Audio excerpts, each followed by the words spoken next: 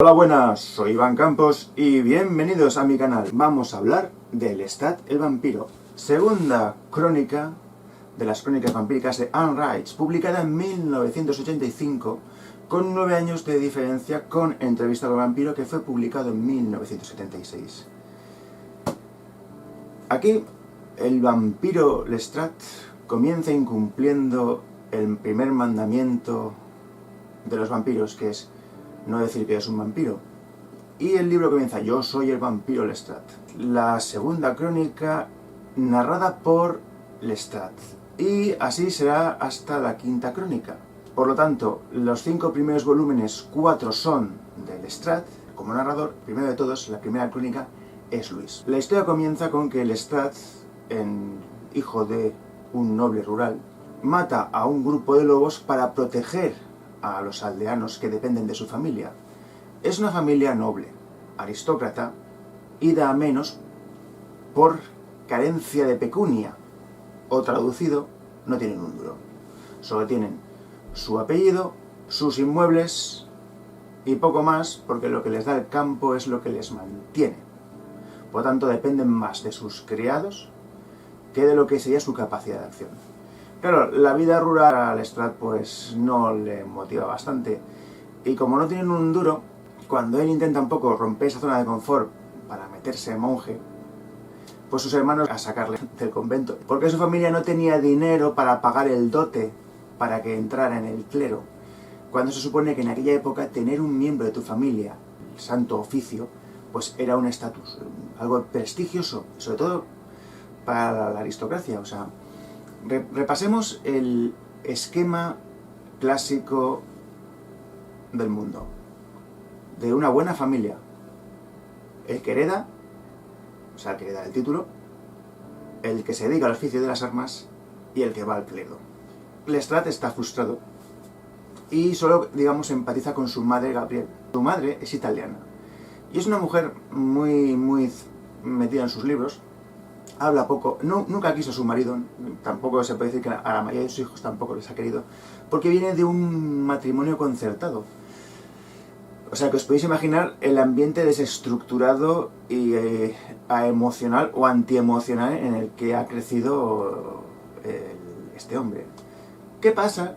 Que de repente al pueblo llega un antiguo amigo de la infancia de Lestat, que es Nicolás. Nicolás, que fue alumno de Mozart y que se dedica a tocar el violín. Claro, Gabrielle, la madre de Lestat, le anima a que pues retomen esa relación, y esta va evolucionando y llega al punto en que se escapan a París. Sí, se escapan a París porque están hasta las narices de estar en un pueblo en el siglo XVIII, donde lo monótono no, lo aburrido es lo inusual. En París, pues, acaban en la farándula. Lestat acaba como actor de teatro y Nicolás acaba tocando el violín. Aquí es cuando empieza a torcerse la historia, porque Lestat nota que alguien le observa, que alguien le sigue, una figura oscura encapada con capucha. ¿Y qué nos encontramos? Que una noche, mientras está durmiendo en su posada con su compañero Nicolás, esa figura le coge y le lleva a su morada. Y ahí nos encontramos con que Magnus, un viejo vampiro, un antiguo mago posiblemente, dice que le ha elegido para convertirle, dejarle todas sus propiedades. Entonces Magnus vacía a Lestat y le da su sangre. De ahí que en la película de Entrevista al vampiro, Lestat diga: te voy a dar la lección que yo no tuve, que es poder elegir si quieres convertirte al don oscuro o no.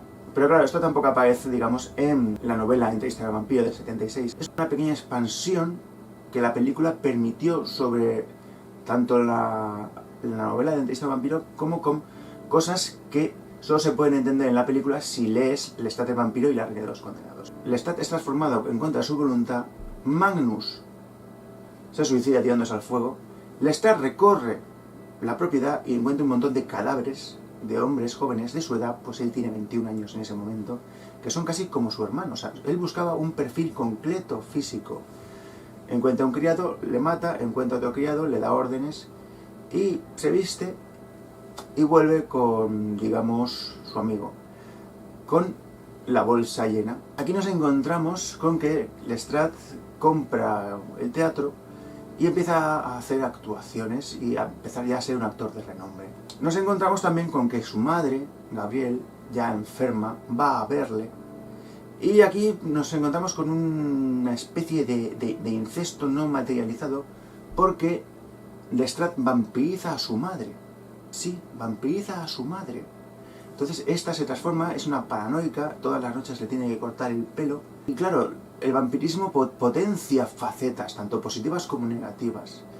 Y nada, se dedican a armar la parda, hablando en lengua vernácula, así de claro, van desfasando. De repente empiezan a notar que les observan. Seres oscuros, pálidos, vestidos de ropajes casi medievales. Estos les van siguiendo, pero no pueden entrar en lugares sagrados. ¿Cuál es su sorpresa cuando se refugian en una catedral y entra Armand, que intenta hablar con ellos? Armand les convence para ir al cementerio de París, donde está su aquelarre. Usan la palabra aquelarre. Y es una estructura decadente, porque el aquelarre de Armand, él es el jefe, está desestructurado. O sea, se sigue manteniendo, pero están enajenados por completo. Armand dice, es que hemos perdido la conexión con el aquelarre de Roma. O sea, no hay comunicación entre los diferentes aquelarres vampíricos. Creen que tienen que vivir de una forma determinada, y tanto Gabriel como les demuestran a los vampiros que no tienen por qué resignarse a vivir como en el siglo IV después de Cristo.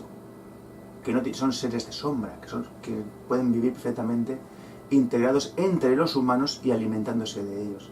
Esto hace que haya una revuelta en el aquelarre de Armand, y este se rompe. En este proceso, Armand le cuenta a Lestat cómo fue transformado por Marius, su maestro. Marius, que vivía en Venecia, digamos, tenía una misión que tenía que permanecer en secreto. Aquí ya nos encontramos un punto de giro, porque más adelante Lestat va a buscar a Marius para encontrar respuestas.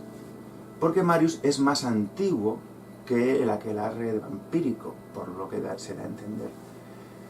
La cuestión es que se desmorona el aquelarre, se dispersan los vampiros, y Lestat, en un momento dado, casi liquida a Armand, porque Armand empieza a devorar la información del nuevo mundo, ya que ha estado siglos oculto en la oscuridad, haciendo unos dogmas que nunca se cuestionaron, y que se suponía que quien los cuestionaban eran traidores al mundo vampírico, al aquelarre vampírico. En ese momento, Lestat no mata a Armand, y cada cual hace su vida.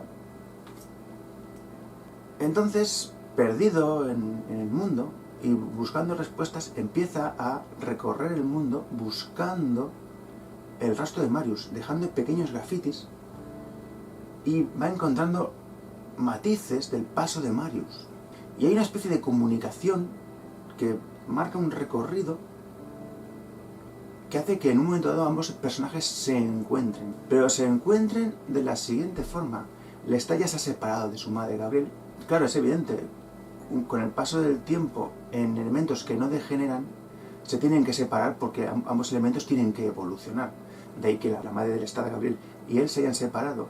Entonces nos encontramos con una situación en la que Lestat se entera de que Nicolás se ha suicidado, porque a todo esto el teatro de los vampiros nace porque él les da el teatro a los vampiros. Armand consigue, digamos, que con los vampiros que se quedan y forman el teatro, él acaba dirigiéndolo porque es el único que tiene experiencia para coordinar y dirigir todo ese grupo de vampiros. Y para su sorpresa, pues con el paso del tiempo no queda nadie. Todos se han suicidado. O sea, ningún vampiro neófito ha superado los 200 años, a excepción de Armand, porque no están preparados mentalmente para afrontar el mundo. De hecho, sí que existen los milenarios, los vampiros milenarios, pero estos son porque no están contaminados por unos conceptos judeocristianos y porque vienen de otro marco temporal o han sido grandes eruditos que así que han sabido afrontar el vampirismo para poder sobrevivir. Todos los que Lestat conocía han muerto, le comunican por medio de carta que ha habido un levantamiento en Francia, la famosa Revolución Francesa, que todos sus hermanos, sobrinos, familiares han muerto a excepción de su padre, que se ha refugiado en Nueva Orleans, su padre ciego, entra en crisis y va a morir, o sea, quiere suicidarse en el momento en el que aparece Marius, que es el que le salva la vida, y dice, Marius, sí. Y ahí se desmaya. Lestat recupera la conciencia en un palacete, en una isla, donde Marius empieza a hablarle y le cuenta cómo fue transformado en la antigua Roma. Él era romano y medio galo. Se dio una circunstancia que le obligó a ir a Egipto a buscar al padre y a la madre de los vampiros, a Casa y a Enkil. En la Galia, Marius fue secuestrado por orden de uno de los dioses. Este estaba terminal. Algo había pasado que los había hecho arder en llamas a todos. O sea, la red neuronal vampírica conecta a todos. Entonces, el vampiro que había en la Galia, que estaba hecho polvo, estaba muy débil y no sabía si iba a poder transformar a Marius. No tenía suficiente cuerpo físico para poder darle suficiente sangre. La cuestión es que consigue transformar a Marius y le manda a Egipto. Claro, los celtas no querían perder a su dios para sus rituales. Entonces lo que hicieron fue quemar al dios antiguo y casi atrapan a Marius para que se quede atrapado allí, cumpliendo su función como dios suyo. La cuestión es que Marius consigue escapar, llega a Egipto y se encuentra con que alguien había expuesto al padre y a la madre al sol, y esto hizo una reacción en cadena que todos los vampiros explotaran por el mundo. Claro, los que habían sobrevivido estaban allí hechos polvo. Marius asume su misión como guardián y se lleva al padre y a la madre. Lestat consigue, tocando el violín delante de la casa, cuando Marius le había dicho ni te acerques al padre y a la madre, y esta le invita a beber sangre. Bebe sangre, Enkil se mueve y casi le achafa la cabeza a Lestat, salvado milagrosamente por Marius. En ese momento Marius le dice, mira, no puedes seguir aquí porque te van a liquidar. Lestat de repente se encuentra con que Marius se ha ido y se ha llevado al padre y a la madre. Entonces decide ir a Nueva Orleans, donde está su padre ciego, y es donde se desarrolla Entrevista con el vampiro. Por lo que Lestat el vampiro es la precuela de la historia de Entrevista con el vampiro. Cuando Lestat despertó y le conocían, porque salía en un bestseller que se llamaba Entrevista al vampiro, vio que Luis le había descrito como lo que es realmente, un narcisista tóxico. También es verdad que eso es la impresión de Luis. Lestat también es una especie de psicópata, se le podía ver así. Sale de su tumba, mata a varias personas, consigue rehacer su apariencia humana. Tras el incendio de Entrevista con el vampiro, él está hecho polvo. De hecho, sobrevive por la sangre de la casa, por una sangre milenaria que multiplica y acelera la evolución y fuerza y características de los vampiros. De ser un vampiro normal, un neófito, como era Luis, no hubiera ni sobrevivido al caimán del pantano, ni hubiera sobrevivido al incendio. Y de hecho, estuvo viviendo como carroñero hasta que se volvió a encontrar con Luis. Es cuando deciden meterse en un sueño regenerativo, que está ahí la tira de años, hasta que le despierta la música rock del grupo que estaba tocando en su casa. Ahí es cuando se encuentra con todo el mundo actual, moderno. Bueno, lee Entrevista al vampiro y se encuentra defraudado por la visión que tenía Luis de él. Joder, yo, Lestat, un tío súper cojonudo, súper humilde, la mano de Dios aquí en la tierra. ¿Cómo puede tener Luis esa mala impresión de mí? Entonces decide hacerse estrella de rock. Es más, rompe todos los mandamientos vampíricos, porque el primer mandamiento es nunca decir que eres un vampiro.